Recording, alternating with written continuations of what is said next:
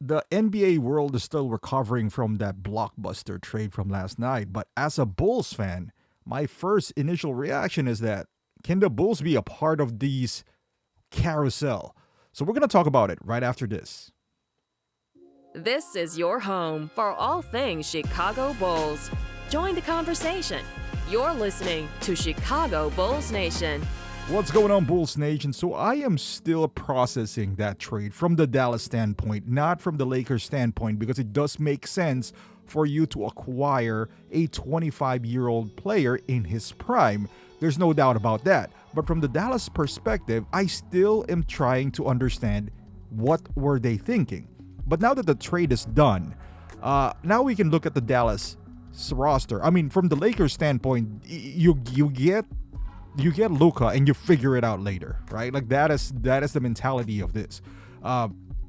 For sure, there's a lot of holes now with the Lakers organization. Defensively, the big man rotation has always been a question. But for now, as far as the Lakers is concerned, there is nothing on the Bulls team that the Lakers can benefit of. Maybe outside of Sticks, but there's really no one in the Lakers that the Bulls should be coveting right now.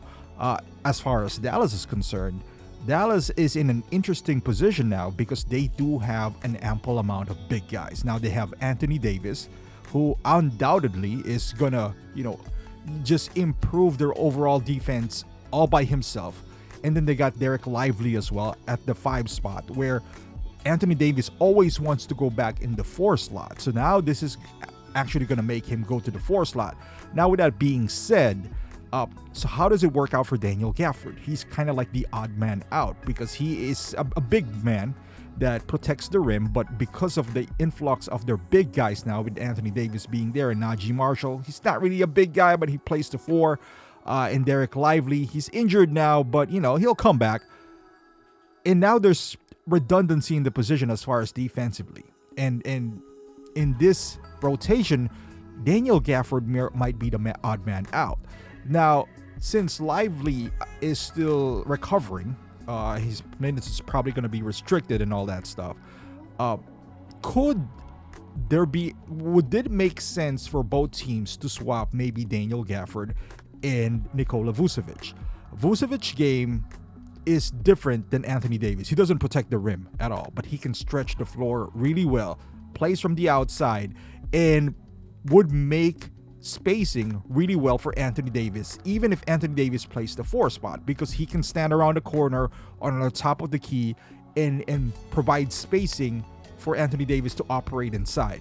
With that being said, Anthony Davis can also make up for the defensive deficiencies that Nikola Vucevic does have on the other end of the floor. So it makes sense from that standpoint where, Anthony Davis can still play the 4 while still opening up the space and the inside because of Nikola Vucevic's ability to hit it from the outside. They also have the same amount of contract with Daniel Gafford, where it's only 2 years, where if Derek Lively just takes off, you are not in a hook for so many years for Nikola Vucevic. And also the contract is not that absurd. Daniel Gafford is making 13, Nikola's 20, $7 million difference. You can easily make that up for Quentin Grimes. Why would it make sense for the Bulls? Well, now if you could get 2 expirings, well, Daniel Gafford is not an expiring, but he's only 13, and if you can make up that $7 million for an expiring contract, then you free up that cap space alongside Lonzo Ball, and maybe Zach LaVine is going to get traded, or if not, you'd still free up that space to sign another free agent next summer, or use it to get more free agents and draft capital in your end. And also, presumably, you would get maybe at least a 2nd round pick out of this.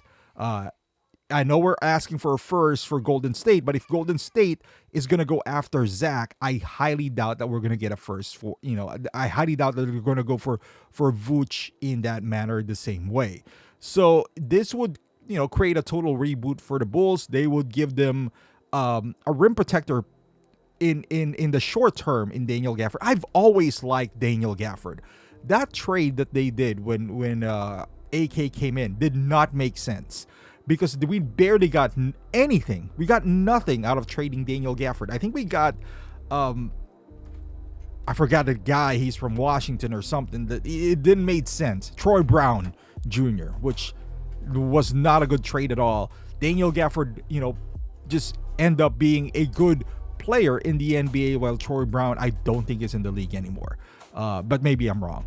But we get our rim protector back.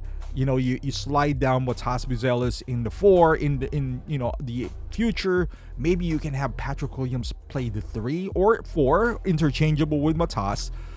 Now you're going with youth movement. You can even re-sign Daniel Gafford if you want to, because big guys who can protect the rim, catch lob passes, they're always in demand. You have Sticks coming off the bench, and I think our lineup just got better defensively.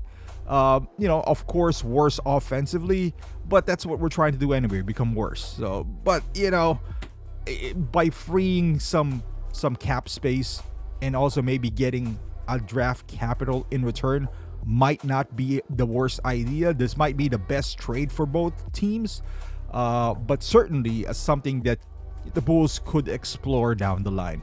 But let me know in the comments down below, would you be okay with a Gafford for Vooch trade and maybe a couple of second rounders? Or would you rather hold on to Vooch and hope for a first rounder, maybe if not this trade deadline next year, so we'll see. But I would love to hear your thoughts. Thank you for watching. Subscribe to the channel if you're a Bulls fan, and I'll see you guys in the next video.